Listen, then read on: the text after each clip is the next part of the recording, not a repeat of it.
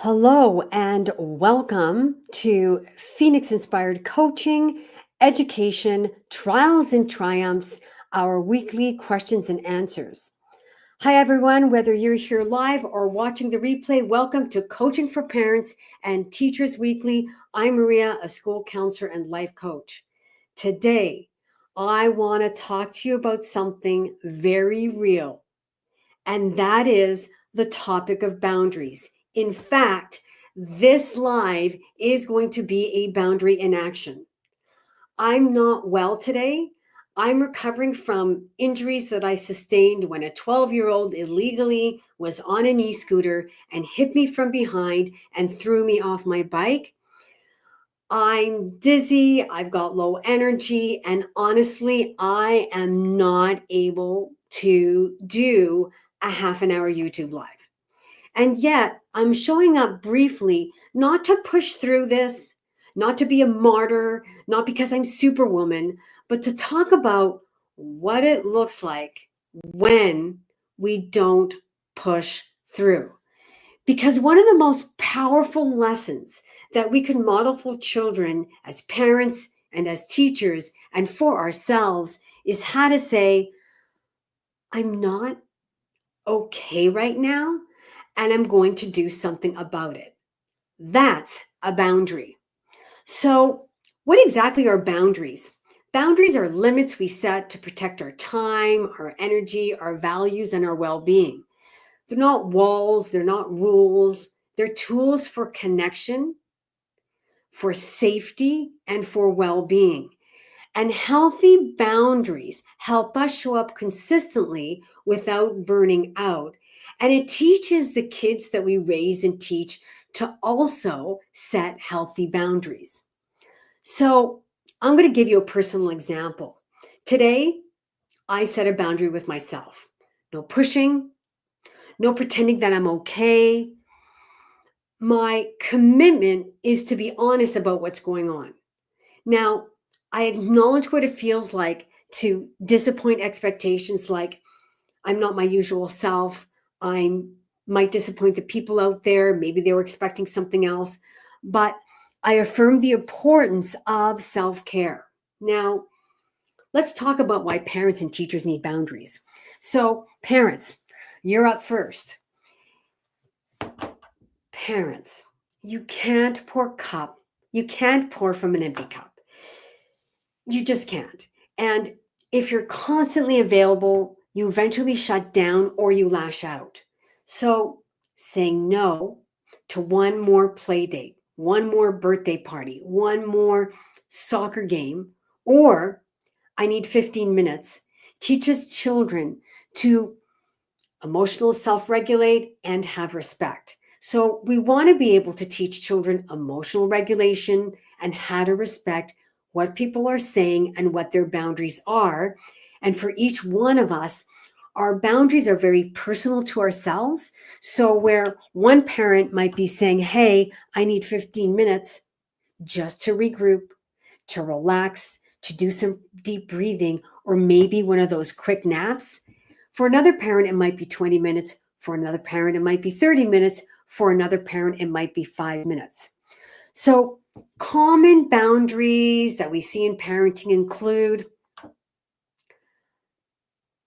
mom needs 10 minutes to breathe, or, the parents need 10 minutes to just hang out in the yard and have a drink and enjoy the sunset. Another boundary sounds like, I'm willing to talk to you, and it's not going to work if you're yelling. So let's try again when you're calm. Another boundary is a very common one around homework. Homework time is between 5 and 6. After that, you can get the iPad. After that, you can get your phone. After that, you can go play games. So let's talk about why teachers need boundaries. Now, there's something real within the teaching profession, and it's called compassion fatigue. Compassion fatigue is a real thing, and at some point in a teacher's career, you're going to experience this. Now, boundaries prevent burnout and compassion fatigue. So some of the boundaries that I recommend that teachers use within school settings includes things like I don't check emails before 8:30 a.m. and I don't respond to emails after 3:30 p.m. Another great boundary that I've used often with the parents and caregivers that I'm talking to is I can see that you're upset. How you're speaking to me has it like you're yelling. And why don't we try again in another time when you're calm? Because when you raise your voice at me, when you're upset with me, I actually shut down and I'm not in a place where I can listen. Another boundary that teachers set is things like when we talk to kids and they need some extra help or they want some support, we can say, hey, I'm going to help you solve this math problem. I'm going to help you write that essay. I'm going to help you with your art project. And I'm not going to do it during recess. I need that break. And I'm not going to do it during my lunch hour because I also want to be able to have a healthy lunch and enjoy my lunch. And I need that break too. So there's a bunch of myths about boundaries. Oh my gosh, like there's something about teachers and adults and what's in their thoughts and feelings around saying the word no. Like it's a bad thing. Well, I'm going to be really flat with you and honest with you. You cannot show up with kids in a way that makes a profound difference unless you're honest with yourself and honest with the people around you. And honesty includes having boundaries. Boundaries aren't mean, they're not rules, they're not bossy, they're not controlling. Boundaries are kind and clear ways that we can communicate to people as to what we want and what we don't want. A lot of adults have it that they're something like selfish if they say no. Well, let me tell you that throughout a child's life, as they move from childhood to adulthood and beyond, they are going to be hearing the word no hundreds of times. So, if you have it that it's selfish if I say no, actually saying no can be one of the most responsible choices that you make because you're teaching your kids when to say no. You're teaching your kids it's okay to say no. And you're teaching other people how to be with you in a way that works for you. You know, some people think, that like I'll lose relationships if I have boundaries. No one's going to want to hang out with me. But the healthy ones will grow and the other healthy ones will fall away. So if setting a boundary with your best friend is, I don't take calls after 10:30 p.m. and they continue to call you after 10:30 p.m. It's not an emergency. It's a chitty chat. It's organizing a coffee date. That actually doesn't work and has an impact on your sleep. And when you have an impact on your sleep, it's really hard for you to be the best version of yourself the next day. I know what's that like. In the injury that I'm currently dealing with, I'm waking up 5 to 7 times a night. And I have to say, I'm exhausted when I wake up. And there's an impact on my day-to-day functioning, on my executive functioning, on remembering things and attending appointments at the right time on the right day. It's super important that in the stressful environments that we're in teaching and the environments that we're in parenting, that we set healthy boundaries. Now, you're going to want to know, I can see people asking me, like, how do we exactly set those boundaries? So it's about training a new muscle. Basically, if you're not used to setting boundaries, it's going to feel a little bit awkward, weird, and then that's where you're going to get the pushback from your people because they're used to you not setting boundaries. So step number 1 is you need to be able to get present to, like, what's your experience of yourself when you have a boundary? What's your experience of yourself when you don't have a boundary? And usually there's like a thought that pops into your head, a feeling that you have, I don't know, something's off, something's not working. I'm burnt out, I'm tired, I'm exhausted. There could be physiology that's going on. Maybe when a boundary's crossed, I know what happens to me when a boundary's crossed. I ruminate about it. It comes up a day later, 2 days later, 3 days later, and then I know I need to do something about it. But if you're noticing like you get a headache when a boundary is crossed, that there's some sort of a feeling that's the red flag, that is the red flag. And so whenever those red flags come up, stop all actions and conversations. Notice what is it about that red flag, and then think about what conversations or actions you can take to set a boundary around the boundary that was crossed. Now, step number 2 is you want to start small. It's not like, okay, I'm going to sit down with my class, all 25 kids, and I'm going to give them a list of 10 boundaries that I have. No, no, no, no, no. You also don't want to sit with your family and tell them, okay, this is the list. This is what I will not put up with anymore. What you want to be able to do is start with small steps. And what that means is, look, you want to maybe choose one boundary a week, one boundary every 2 weeks, and see how that goes. Check in a week to see what was effective about that boundary, what was ineffective about that boundary. Do you need to change the boundary? Do you need to have a conversation with another person about that boundary because they didn't get your communication the first time when you said, don't call me at home after 10:30 p.m. I will not pick up the phone. I will not answer the phone, and I really don't want anybody waking me up. So step number 3 is you want to communicate it clearly, kindly, and consistently. Keep retraining all the people in your life to understand and respect what that new boundary is. It might take one conversation, it might take 2 reminders, it might take 3 conversations. Communicate it clearly, kindly, and consistently. And when people cross the boundary, have a conversation about what's happening over there with you when they cross the boundary. You're feeling upset, you're feeling not respected, you're feeling like, if they're late to things, that their time's more important than your time. There is a way to communicate to people what the impact of that boundary is without being judgmental, without pointing the finger and saying, you're the person who's wrong and I'm right.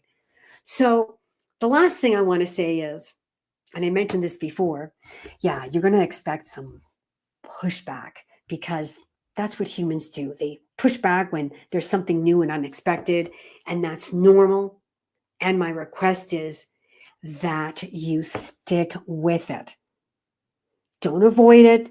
Don't step over it. Don't let them cross your boundaries, because the moment they cross your boundaries, they have it that when you express that you have a boundary, it's not serious and they don't have to take it seriously. So I have a couple of questions that I'd like you to answer in the chat. One of them is, where in your life right now have you not set a boundary and you can see that you need to set a boundary? Like, is it with your family, your immediate family? Is it with your extended family?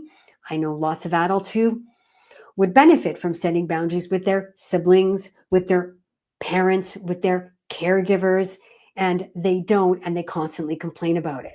So what would it look like if you had a boundary in place? Like, honestly, on the court, what would it look like right now if that boundary was in place? Because that would be like super interesting. So I'm going to put these questions in the chat. I'm going to put these 2 in the chat that I have here, and let's see what happens. Oh, I've got a great, great question. So somebody in the chat has asked me about teenagers. Now, this is the most interesting thing about teenagers. There's a perception out there with the adults that teenagers don't want boundaries. And that's actually not what's happening with teenagers. It's that teenagers are in a space where they're going to test the boundaries. And every teenager that I've spoken to in my office as a school counselor has at some point said, I really wish that I knew what the boundary was for, I don't know, driving the car with my family, for cleaning my room or not cleaning the room, or for dating and having people over that I'm dating. Can I be in my room alone with them? Can I watch a movie downstairs? So although it occurs to adults that they don't want any boundaries and they think that they know everything and they don't need your input, I find that when boundaries exist all the way from the time that they were little, like 5 years old, growing up, even beyond five, the moment they're born, if they have consistent boundaries and they're able to have open communication with their parents, that really sets them up powerfully so that when they do become teenagers, you've already got systems in place, boundaries in place, you've got opportunities for conversation. For some families, it's a weekly family meeting where they talk about, okay, well, so and so is having a birthday this year, they're in grade 9, 10 of their friends are coming over. What's that going to look like? When do we agree that it's going to start the party, end the party? Who's organizing it? Who's doing the cleanup? Who's buying the cake? All of that. What's allowed at the party? What's not allowed at the party? So it's super important that we do have boundaries. And in my situation, where I'm going to bring it back to the injury that I sustained, I was hit by a 12-year-old who was illegally riding on a scooter. Here where I live, you need to be 16 years or older. So the kid has crossed a boundary. If the parents know that the child is on a scooter and it's illegal, they've also crossed a boundary. If they didn't know, they've crossed a boundary, because not knowing what the law is not an excuse. So the impact of that is that somebody had sustained extensive injuries and, has missed work, has soft tissue injuries, etc. And I have it that, if that kid wasn't 12 on the scooter, this wouldn't have happened. So boundaries with teenagers require conversations. They require an openness so that teens have it that they can have those conversations with parents, because if they don't have that open communication with parents, then you find them, having parties in the basement. They might know that, they shouldn't be drinking alcohol at the age of 15, and somebody sneaking in alcohol, and now they're not communicating anything to the parents around that, whether it's okay or not okay. The parents don't know maybe that there are people drinking downstairs. It becomes a problem when they do find out. It becomes a problem with the other parents when they find out that their kids were underage and drinking in someone else's house. So really, it is about having conversations about what works and what doesn't work. And it's not from a place of, I'm telling you. It's not from a place of, I'm the adult and I get to dominate you because I'm the adult and you're like 100% dependent on me. It really is about being with your teenager exactly the way they are and exactly the way they're not, and accepting them for exactly the way they are and exactly the way they're not. So having conversations with your teens, having family meetings, having agreements as to how the party's going to go, what to do when your child starts dating, what are the rules around driving the car when they're 16 years or older. That's all very important in regards to having family dynamics, having family relationships that work. And so I want to thank everyone who came today. Thank you for your questions about the teenager. I got to say that, this is my advice to parents when it comes to teenagers.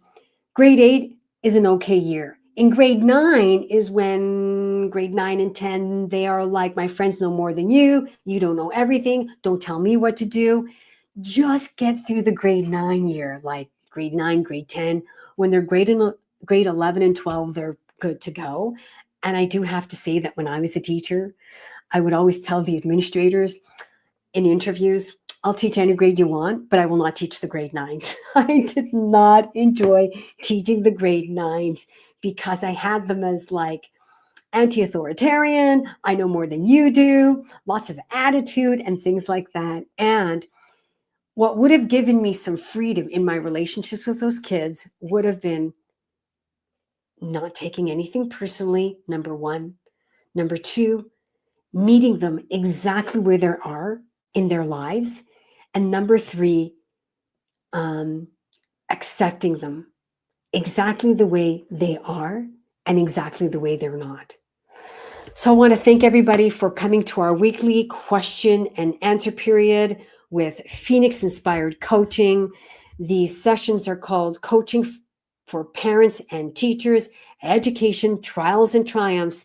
And remember, every trial is a triumph in disguise. Thank you.